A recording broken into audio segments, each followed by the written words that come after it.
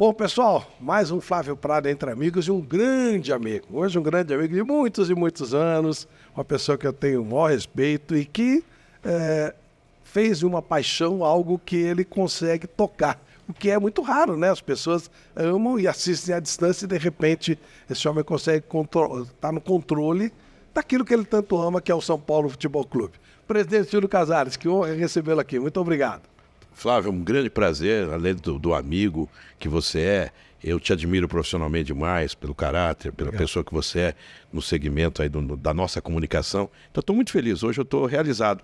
Às vezes não dá tempo, não dá o dia certo, mas hoje deu e eu estou aqui muito feliz. Ser presidente dá mais trabalho do que você imaginava, né? Mas muito mais. Flávio, isso aí que é coisa... Olha, eu brinquei outro dia e falei assim, puxa vida, eu já sofri muito na TV aberta, na área de comercial, né? Fui de duas redes, SBT e Record. Realmente é um mundo, você conhece bem também. Mas nada compara a gestão de um segmento que tem emoção. Quando você ganha a quarta, você é o melhor do mundo. Quando você perde domingo, você é o pior do mundo. Então, lidar com isso não é fácil. E o poder no futebol, como todo poder, é efêmero, sazonal, você tem que saber lidar com isso. Mas é muito difícil lidar com esse caráter emocional do torcedor. Você ganhou mais os cabelos brancos, né? Muito mais. Ganhou, né? Muito. Outro dia eu vi a minha foto da posse comparada agora, multiplicou exponencialmente, né? Olha, esse nosso bate-papo é aqui na Debrete, que é uma churrascaria que eu recomendo demais, para nossa querida Alibec, alimentos de altíssima qualidade, Guimarães Aranha, contabilidade e também assessoria empresarial para você que quiser deixar tudo tranquilo para você. Guimarães Aranha, Baltec, a empresa que mais cria, né? Produtos é a Baltec. Home Center, nosso querido amigo Wesley, o Boca, Lux Color, a tinta da pintura inteligente e a nossa CrossFox elétrica, sempre conosco, acompanhe todo o material que a gente passa toda semana aqui em outros espaços dessas empresas maravilhosas. Júlio Casares, a impressão que as pessoas têm do lado de lá é que o cara que chega à presidência de um clube de futebol é um cara rico. Você é de uma família rica? Não, pelo contrário, Flávio. Eu vim da Parada 15 de Novembro, é o extremo leste de São Paulo. Você é da Penha, né? Eu sou, mais ou menos. Já fala Penha, né? Um pouquinho para lá. Eu falava Itaquera, Parada 15 é mais próximo de Goianás até. Então eu vim de uma família pobre, muito digna, com uma dificuldade muito grande, aquelas coisas que todo menino pobre faz, jogar futebol na rua, jogar botão improvisado, e você montava o seu time de botão. Então eu nunca fui rico e graças a Deus, depois com a profissão, depois com as realizações, eu me tornei estabilizado. Não vou dizer que eu sou rico, mas estabilizado para enfrentar esse problema. Mas passei 30 anos na TV aberta, dei aula, fiz programa de rádio, fiz um pouquinho de tudo e depois enfrentar um gigante clube como o São Paulo, com tantas dificuldades, realmente requer uma dedicação exclusiva de 24 horas. Qual era a profissão do seu pai?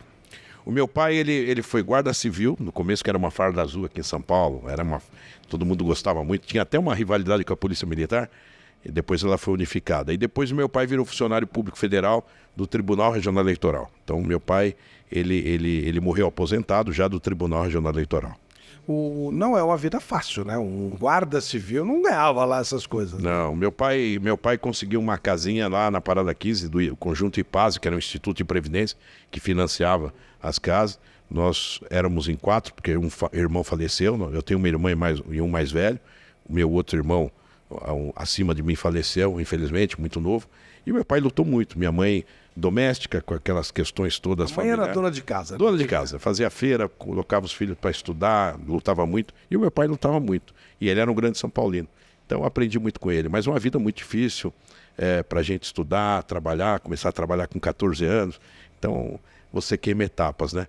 Mas quando você olha para trás, você vê que valeu a pena. E eu não perco a essência, Flávio. Eu vou toda hora visitar lá o bairro. Mudou muito, né? Para pior, porque a gente sempre tem uma visão melhor do passado. Tá cheio de casas, condomínio, de conjuntinho, que coisa. Antigamente tinha campo aqui de futebol, isso mudou muito. Mas eu vou lá.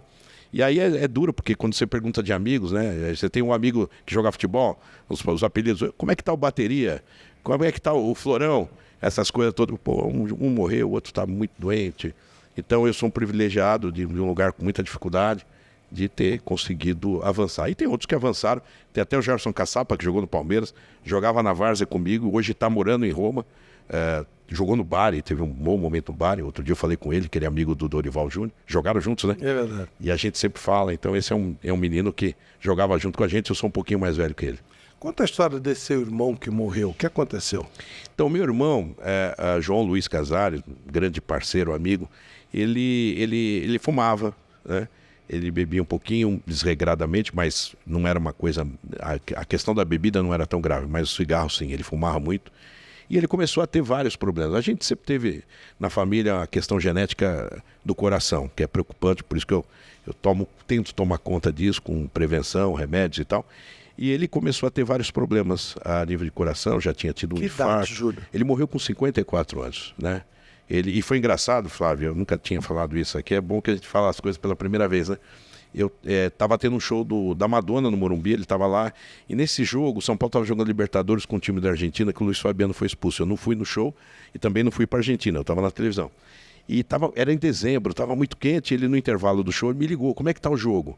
Falei, pô, o Luiz Fabiano foi expulso, ele não tem aquela coisa, pô, o Luiz tinha que ter mais tranquilidade, agora vai ser difícil, e acho que nós perdemos de 1-0 esse jogo. E aí ele falou, vou para a segunda parte do show. Quando foi mais ou menos meia-noite, a mulher dele liga, dizendo que ele teve um mal súbito, caiu e foi fulminante, um infarto. No show? Não, chegando em casa, ele morava perto do Morumbi, a revelação que eu tenho é que ele saiu de um banho e fez a seguinte colocação para a mulher dele, o que está acontecendo? E caiu. Quer dizer, ele viu alguma coisa que estava acontecendo, essa frase impacta a gente, porque é muito novo, foi um baque. Tentaram recuperar ele, os vizinhos, etc., mas não teve jeito, infelizmente. Mas era um cara trabalhador, um cara muito bom, meu conselheiro, meu amigo, né? Jogava futebol comigo. O mais velho não jogava, não. Mas esse jogava na Zona Leste. Então, eu tinha boas recordações dele. E foi um duro golpe.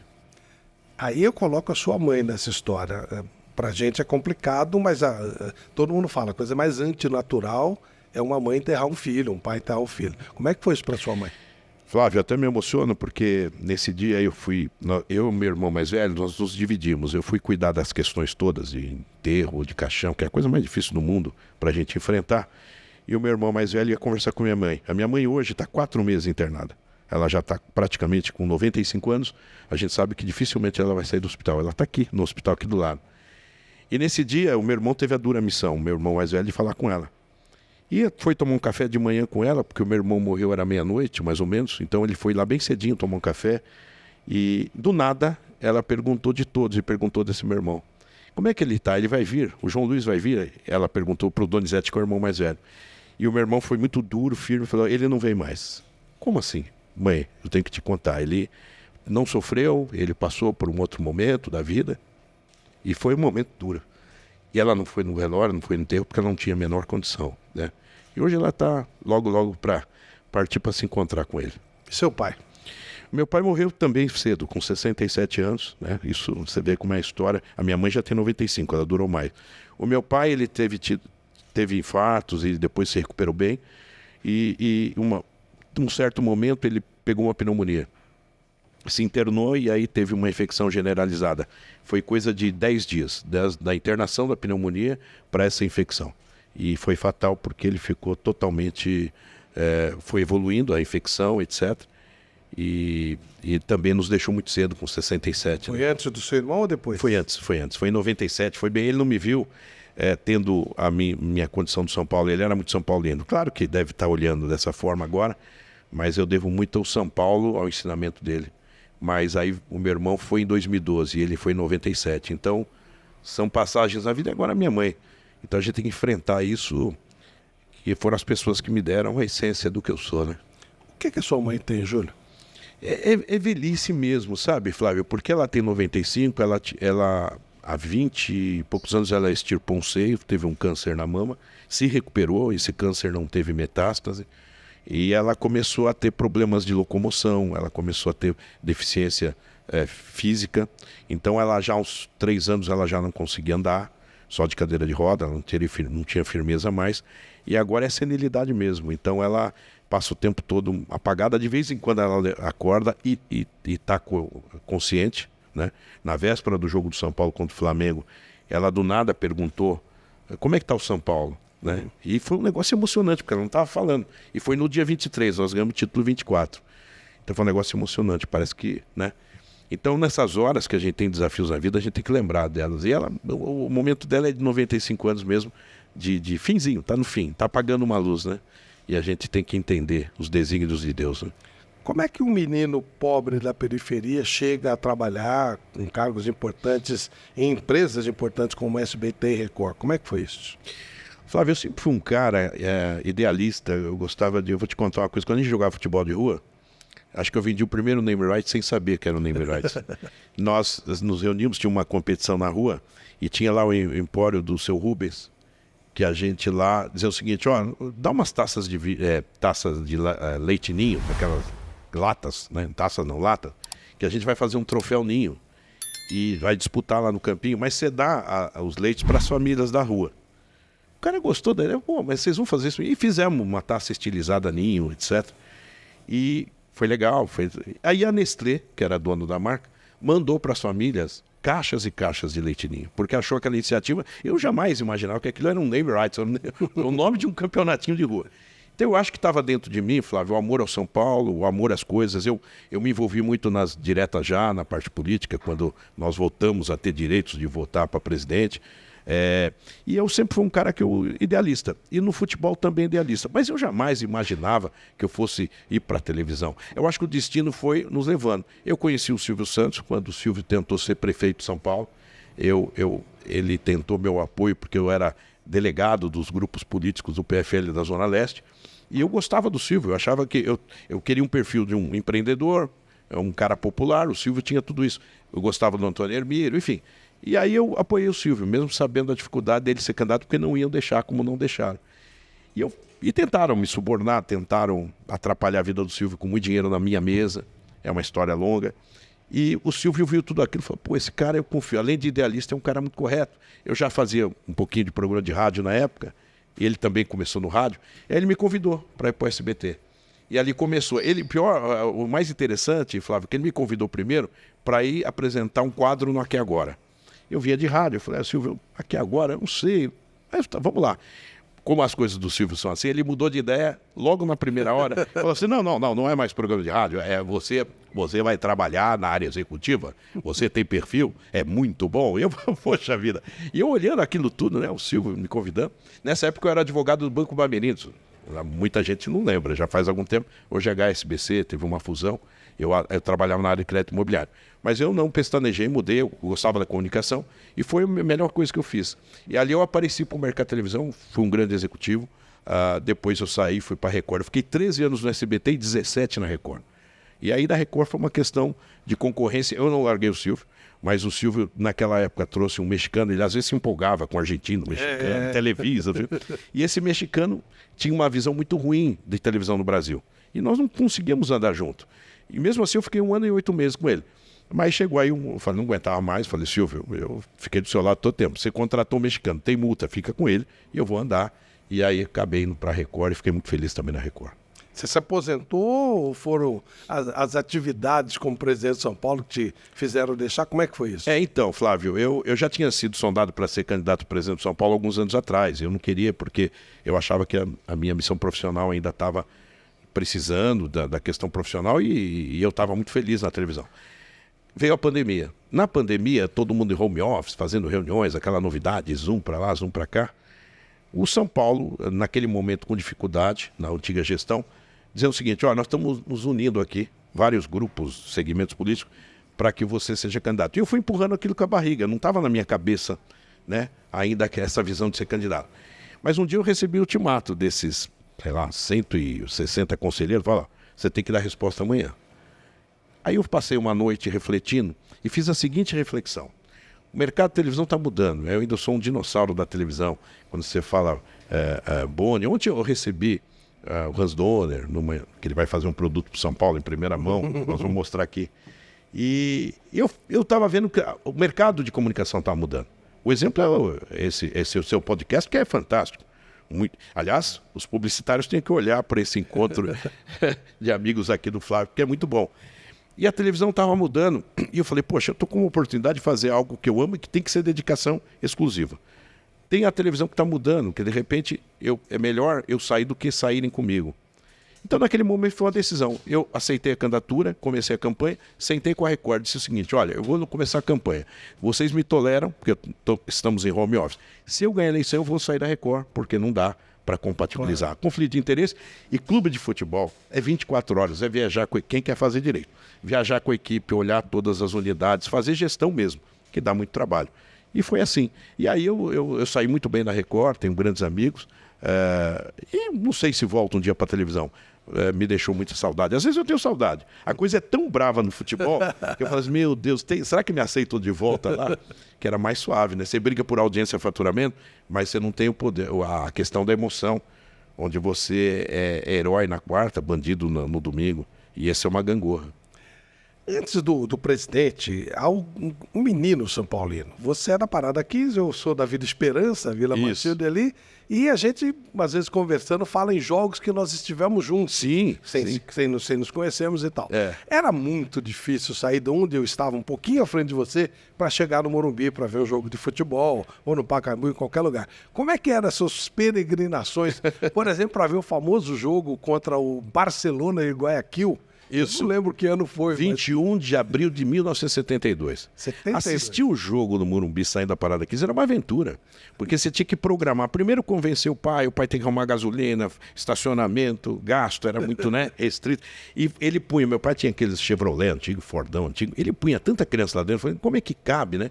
Mas antes a minha mãe, ainda eu era muito pequeno, eu comecei a trabalhar há 14 anos, a gente ia comprar tecidos na loja da China, no Largo de São Francisco. E a gente comprava o tecido vermelho, branco e preto para fazer bandeira com cano de canduí. Então era uma festa. O carro ia com 2 bandeirões e tal. Mas era uma aventura. Você levava 1 hora e pouco, estacionava o carro longe, ia a pé, etc, etc.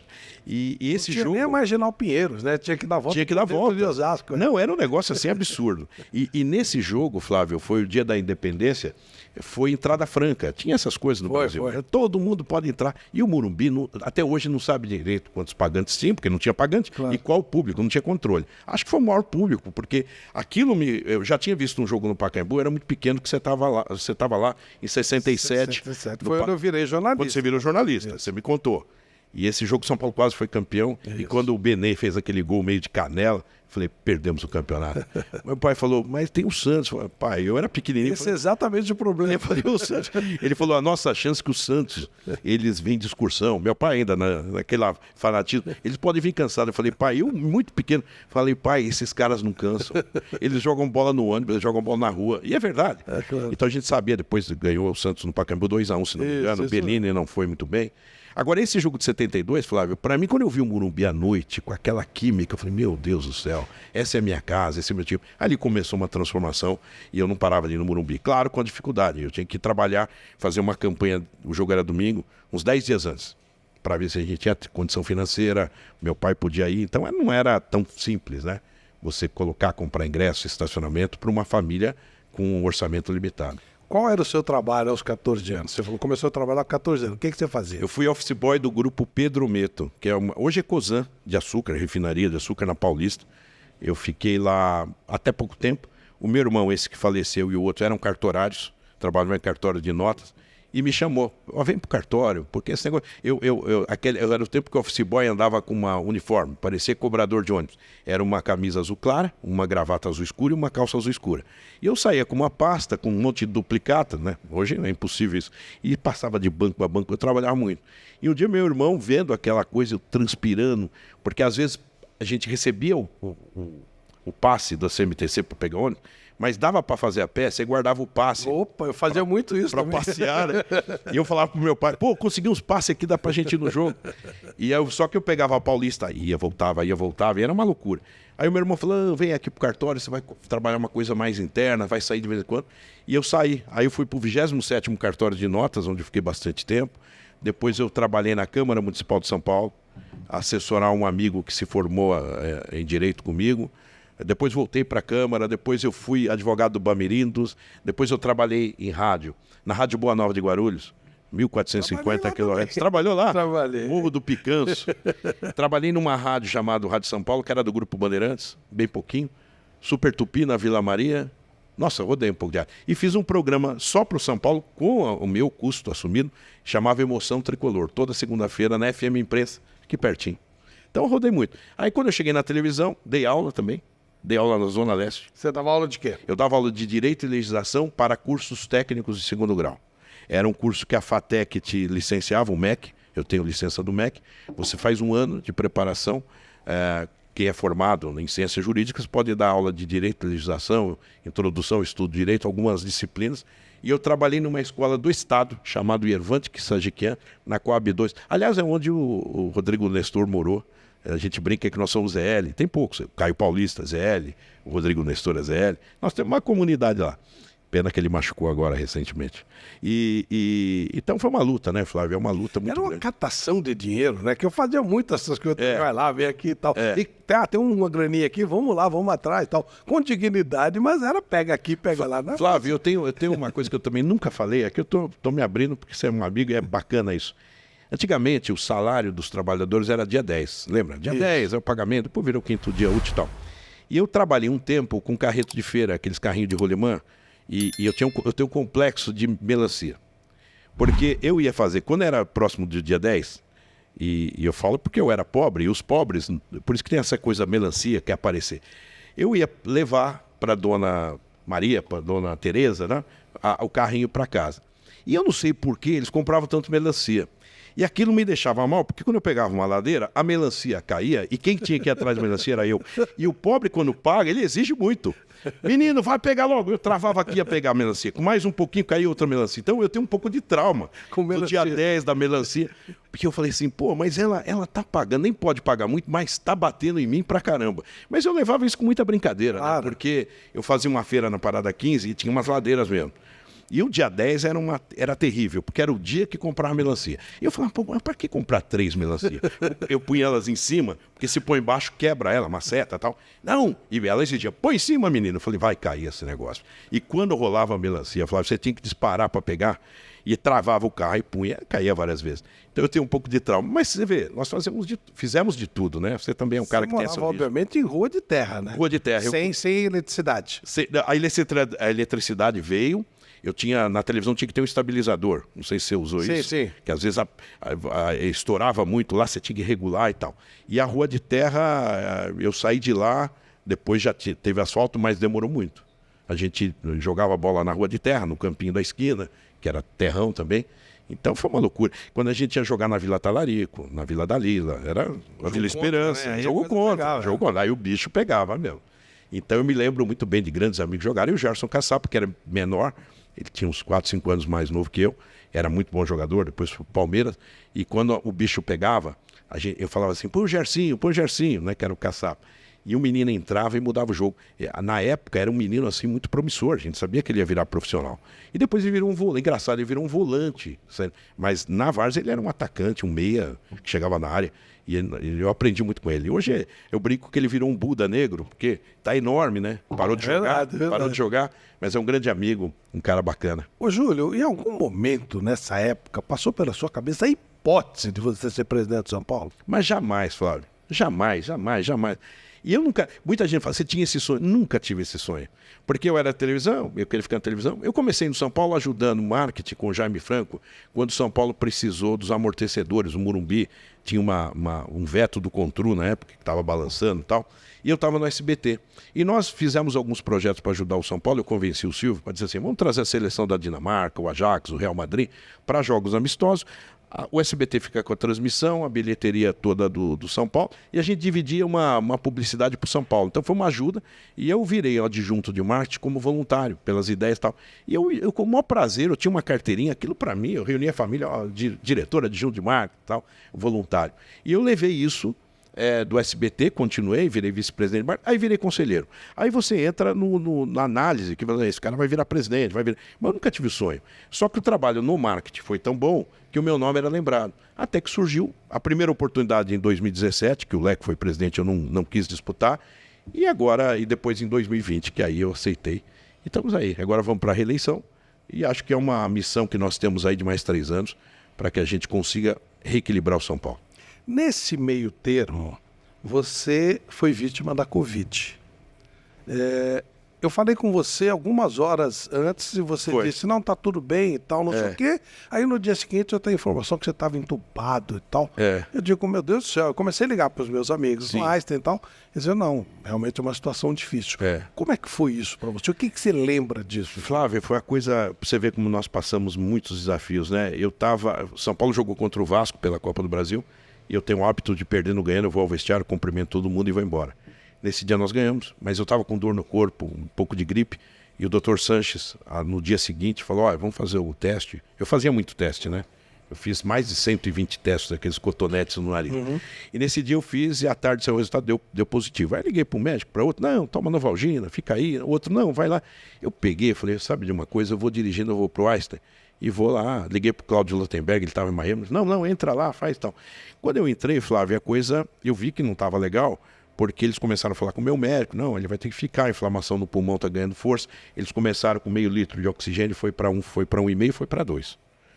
Isso foi numa sexta-feira. Na terça, aquele tempo os médicos estavam todos paramentados, pareciam astronautas, né? Alguns amigos, ô presidente, São Paulino, eles entraram, uns 4 ou 5. Falaram assim, nós temos 2 notícias para você. Os seus exames, você não tem comorbidade, os seus exames estão bons, orgânicos, mas o teu pulmão está muito tomado, nós vamos ter que te entubar. Nesse momento, Flávio, é um momento duro. E aí você entra, vem lá uma psicóloga, começa a falar, olha, antigamente o índice de quem não voltava era grande, agora não. Tem um percentual que fica, um percentual que vai, um percentual que retorna. Colocou isso para você, Colocou, que existe colocou. a possibilidade de não voltar. Colocou. É tipo assim, atualmente, com todo o equipamento do Einstein, com o avanço, com o conhecimento da doença, porque ninguém conhecia, eu já entrei numa fase de conhecimento. Eles achavam que 80%, 70% conseguiam sobreviver. Mas é duro, é um Uma percentual. informação que você tem 30%, 30% de chance de morrer. Tanto é nossa. que eu fiquei 2 semanas entubado, 2 semanas.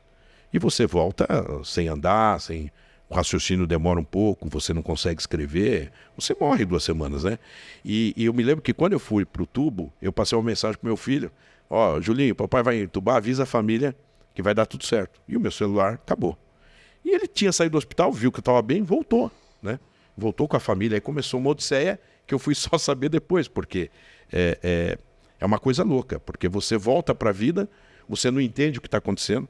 A primeira pergunta eu falei, esse Einstein da Bahia é muito bom, é franquia. Todo mundo, Bahia, ele veio com problema, né? Porque não tem Bahia. Eles tiravam foto, não, é São Paulo. Eu falei, não, é Bahia. Eu tive uma passagem que é emocionante. O goleiro do São Paulo, eu vou tentar lembrar o nome dele aqui, que fez o primeiro gol de goleiro foi dele em 94, 95, num torneio que quando tinha empate, desempatava com um pênalti de goleiro. Eu vou lembrar já, Moscato. Um dia eu acordei e falei com a Jaqueline que estava do lado, eu falei assim, poxa, o Moscato fez um vídeo para mim sobre a minha recuperação, torcendo por mim, agradeça a ele. E foram atrás disso, não tinha nada de vídeo, YouTube e tal. E o Márcio, que me assessora, vamos atrás do Moscato, porque ele tem essa mensagem, ligou pro Moscato. O Moscato foi de goleiro de São Paulo, realmente fez um gol de goleiro, tem uma loja em Jaú, e disse assim, olha, eu estou orando pelo presidente, mas eu não fiz vídeo nenhum. Uma coisa incrível isso, né? Aí ele falou, agora eu vou fazer um vídeo. E aí, quando eu estou em recuperação, chega o vídeo do Moscato. O presidente com recuperação. E eu não entendi nada. Eu falei, caramba, o que aconteceu? É um negócio... Até hoje eu não entendi. Existem teses que talvez eu estava assistindo algum programa, que eu vi isso, naquele momento que eu estava indo para ser entubado, fiquei com aquela memória reservada. Mas é uma coisa maluca. Ele mora em Jaú, é um comerciante, e ele falou, nunca gravei vídeo para o Júlio, mas eu estou em preces por ele, porque eu gosto dele. E eu nunca tinha conversado com ele na vida. Eu não sabia. E não é um nome muito comum, não teve uma grande passagem. Não. Ele fez o primeiro gol de goleiro num desempate num torneio, acho que em Uberlândia, alguma coisa assim. Entubado, você tem alguma noção de alguma coisa? Nada. E Flávio, assim, quando você vai ser entubado, você fica sedado. Para extubar, tem que diminuir a sedação para você ficar consciente e eles fazem o processo. Quando eles diminuíam a minha sedação, só conseguiram na 3ª vez. Eu puxava fio, eu ficava alucinado. Aí eles te contaram. Me contaram. Né? A única coisa que me contaram, e na 3ª conseguiram. Um método lá, teve um profissional que colocou um remédio para eu ficar meio grogue e eu não reagi tanto. Eu lembro perfeitamente quando eu voltei, com muitas luzes assim, que eu estava amarrado com luva na mão e amarrado os pés. Falei, meu Deus, será que eu estou em outro mundo? Eu não estou entendendo. Eu tentava me soltar, não dava, as enfermeiras não soltavam, isso era real. Porque quando solta uma mão, você já vai querer soltar a outra. É um reflexo, Claro. e você não está aguentando aquilo. Aí foi um processo muito duro, porque você faz uma revisão da vida. O que vale a pena brigar, o que vale a pena discutir. A sua vida é por um triz. Quando você tem um cara lá que é um enfermeiro, aliás, ótimas pessoas, que eu tenho um carinho muito grande, que é o cara que te limpa, é o cara que te dá banho, te faz a barba.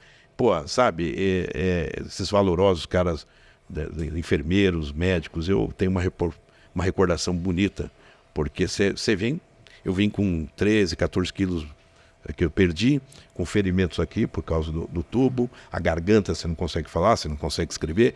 Demorei 2 dias para voltar a ficar em pé, andar, porque você fica com a musculação toda. É um exercício de vida, né? E eu já tinha tomado 2 vacinas, então... Você não sonhava nada? Você não... Eu sonhei com essa coisa que eu estava viajando. Ora estava em Belo Horizonte, estava na Bahia, estava em Brasília, engraçado isso. E aí eu acordei falando do Einstein, da Bahia. Eu não sei o que tem a ver essa coisa, acho que eu viajei literalmente, né? Então, é uma coisa muito louca. E essa coisa do Moscato, deve ter sido um sonho. Porque Mas assim, 13 dias, você não tinha ideia que você tinha ficado tanto tempo apagado? Não, quando eu voltei e começaram a me falar, pô, você ficou 2 semanas, eu falei, não é possível. Eu fui internado ontem. Você correu risco real de vida. Muito, muito. Teve um dia que os médicos, eu oscilava muita pressão, eu transpirava demais, eles trocavam lençol, foi um sofrimento. Teve um dia que os médicos revelaram para os meus filhos, uma conversa dura, que eles choram quando falam, dizendo assim, nós estamos perdendo a batalha, né? E foram 14 dias. E aí teve melhora que, graças a Deus, a coisa... E Flávio, aí entra uma coisa bonita, né? Eu amanheci volta com 2 camisas do São Paulo, que torcedores mandaram. Uma pessoa, pena que não tem essa foto, pessoas com cartolina na frente do hospital, estamos orando por você. Então foi um momento a saída do hospital, você muda todos os seus conceitos. Por mais que eu tivesse conceito de tranquilidade, mas a gente não deve levar tão a sério algumas coisas que não devem ser levadas a sério, porque a vida é um triz, né? Então leva numa boa tudo e tenta cumprir o teu papel. Você conseguiu? Você consegue até ser outra pessoa? Eu melhorei muito. Não que eu era muito ruim, mas às vezes você entra numa questão de uma divergência, que aquilo vira uma coisa pessoal, e você faz uma reflexão que você tem que dormir com o problema, dormir uma noite, outra noite, e leva mais solto. Mas eu saí, Flávio, eu já tinha uma missão social no São Paulo muito grande. Aquilo me aguçou muito. O São Paulo tem um setor popular 1 e 2. O São Paulo assinou o pacto com o Observatório de Discriminação Racial, assinou um pacto com o Conselho do Ministério Público de campanha de vacinação. O São Paulo agora abriu uma sala para autistas no estádio, primeiro do mundo. Legal. Primeiro do mundo. Então, a nossa página de inclusão é muito mais... Já era programa, mas ela ficou muito mais aguçada. Então, tem outras coisas que nós fizemos, não vou lembrar tudo aqui, mas é uma coisa muito bacana, porque a instituição como São Paulo não é à toa que está batendo todo o recorde da história de público, porque hoje tem uma aproximação. Tem um cara que está lá, pode ser o cara que é a favor ou contra, mas é um cara que vem da arquibancada. Eu não tenho pai conselheiro, eu não tenho sobrinho, tio, nada. Eu vim da arquibancada, do extremo leste, o São Paulo sempre foi uma oligarquia, o São Paulo sempre foi de famílias, indicações, olha, eu sou isso. Eu venci tudo isso. Claro que você tem uma aceitação limitada quando acontece isso. Você é meio forasteiro. Mas quando começaram, tem um recall do marketing que eu fiz e da presidência agora, eles sentiram, todos esses grandes cardeais sentiram que o São Paulo está bem representado. E eu pacifico o clube. A minha ideia hoje é pacificar o clube. O clube é de todos nós. Nós precisamos trabalhar com estilo com o outro para colocar degraus, subir degraus e colocar tijolos numa grande edificação que é o São Paulo Futebol Clube. Júlio, quando jovens, né, nós temos mais ou menos a mesma idade, torcemos pelo mesmo time e tudo. Sim. Em 1971, quando o São Paulo ganha, 1970, quando o São Paulo ganha o primeiro título, né, estadual, eu fui expulso da classe, que eu estava com o radinho ouvindo e tal, e comecei a gritar. Nós éramos minoria nas classes, né? Isso. Então foi uma emoção que você não esquece. Você até que foi no dia 9 de setembro de 70. Sim. É uma emoção que você não esquece. Sim. E aí passa o tempo e tal, não sei o quê. O que é mais emocionante? O que é para você mais emocionante? Aquela primeira conquista. A primeira conquista como presidente, coincidentemente, era um campeonato paulista com valências diferentes, mas sim. O que foi mais emocionante para você? Aquela do menino ou essa de presidente? Flávio, que pergunta difícil, porque aquela 70, 71, aliás, outro dia o Gerson de Oliveira Nunes mandou uma mensagem para mim, eu depois vou te mostrar, maravilhosa. E eu trabalho muito pelos ídolos, eu fiz o Camarote dos Ídolos, reabri o memorial, estava fechado o memorial há 4 anos. Né? Agora, inauguramos uma estátua do Tele, Nossa, tinha uma divergência. Não, o Tele não merece, merece, fizemos. Lógico, pô. Pelo amor de Deus, mestre Tele Santana. E outros convênios que nós temos com atletas, as embocaduras do Morumbi hoje tem o nome do Zete, do Cafu, do Pintado. Os caras chegam lá e se emocionam. Então eu tenho nesses ídolos do passado muita alegria, Sérgio Valentim, Toninho Guerreiro e tal. E claro que isso balançou comigo. Ganhar um título no ano de pandemia, cheio de dívida, confuso, e ganhar um título também é importante. Agora, é claro que a Copa do Brasil foi a coroação, né? Um título que o São Paulo não tinha, uma festa no Morumbi que eu não vi nem nos Jogos da Libertadores. Esquadrilha Fumaça, bandeira, o dia mais quente do ano, aquele público chegando com a gente, enfim. Então, acho que é um conjunto de importância. Quando eu elejo eu falo, eu não posso ser injusto com o pessoal de 70, com o Terto, Paraná, Toninho Guerreiro, Jurandir, Roberto Dias, Sérgio Valentim, Forlan. Outro dia me deixou um vídeo também, está lá no Uruguai. Agora, a Copa do Brasil, ela realmente coroa tudo isso. Então, acho que se eu fosse escolher a Copa do Brasil, porque como mandatário, Flávio, você está ali, a gente sabe se a bola não entrar, tudo que você construiu não valeu nada. É o resultado. E quis o trabalho, a competência, a ajuda de Deus, que nós fizéssemos um grande jogo no Maracanã e depois no Morumbi, um jogo muito duro, e que o Nestor acerta uma bola que você tem lá dentro da área, acho que 6 ou 7 jogadores, e ela passa por todo mundo, não bate ninguém, vai num canto, no fim do primeiro tempo. Então acho que... E um roteiro maravilhoso, né? Você ganhar do Palmeiras, em 2 jogos, com 2 vitórias, do Corinthians e do Flamengo, é um título incontestável. E ganhar fora de casa, coisa que São Paulo não costumava No fazer. Brasileiro. Na Copa do Brasil ele ganha tudo. Ele ganha. Então, outro dia me perguntaram, a Copa do Brasil, todos os gols foram lindos, mas aquele do Rato lá em Itu nos salvou. Nós empatamos no Morumbi e ganhamos de 1-0 com o gol do Rato e nos levou para a conquista. Então é um conjunto, quem tem história guardada na cabeça de grandes ídolos. Agora nós abrimos um memorial, evitando... E outra coisa, eu não sei se você sabe, nós fizemos um box lá no memorial da geração Dente e Leite. E nós fizemos uma homenagem ao Roberto Petri, ao Eli Coimbra e ao Sérgio Baclanos, e tinha outros profissionais também, porque eram grandes jogos. Quem não queria ser um Dente de Leite? Eu via aqueles meninos jogar, o Muricy, né? O Ministrinho, o Gué, o Colonese. Falei, pô, eu quero ser um desses caras. Eu tinha idade para ser, não deu. Mas assim, então todos eles apareceram, sabe? E os caras choravam. Então, pô, o cara foi Dente de Leite na TV Tupi, jogos no campo do Nacional. Craque na bola, craque na escola. E tava o filho do Petri, tava lá o Bruno. O Bruno. Bruno. Foi muito bom, foi uma noite especial também. É muito legal, isso é muito importante. Caminhando para o fim, eu sempre faço 3 perguntas no final. A primeira delas, você falou de nomes maravilhosos, e um deles, Fernando Solera, uma vez me disse o seguinte, Solera já tem mais de 90 anos, disse, puxa vida, eu lamento não morrer exatamente, mas perder o que vem pela frente. Que me parece que teremos coisas espetaculares no futuro. E aí eu faço sempre esse questionamento. Se chegasse aqui alguém, uma inteligência artificial, dissesse para você, Júlio, você vai viver mais 90 anos, 100 anos, para você ver o futuro. O São Paulo do futuro, o Morumbi do futuro, o futebol do futuro. Mas você tem que abrir mão do que você viu até hoje. Você vai apagar o que você viveu e começar do zero. Você faria essa troca? Não. Não, para mim a essência e a construção vale mais do que qualquer expectativa. Porque a expectativa é uma coisa realmente bonita, que você vai ver coisas... Né? Quem imaginaria que nós iríamos trocar mensagem no WhatsApp? Nós somos do outro tempo. São coisas belas, mas acho que o que te deixa em pé, o que deixa todos nós em pé, é a história, a essência. É o cara que eu vou lá na Parada 15, qual é que está ele, como é que está... Eu acho que isso a gente não pode apagar. Eu não tenho dúvida, Flávio, que eu abriria a mão. Eu acho que o passado para a gente é a essência. Se não fosse esse passado, eu não estaria aqui hoje vivendo esse presente bacana, né? Então acho que o passado é o alicerce. Outra pergunta. O Jorge Luiz Borges, ele tem uma crônica onde ele senta, velhinho, quase morrendo e tal, e entra um garotinho, senta do lado dele e começa a criticá-lo. E ele fica louco, ele quer matar o garoto, né? Mas o garoto, quem é você? Ele falou, eu sou você quando você tinha 9 anos, 8 anos e tal. Se o garotinho de 8, 9 anos lá da Parada 15 sentasse ao lado do Júlio Casares de hoje, como seria a conversa? Ele teria orgulho? Ele te cobraria? Como é que ia ser?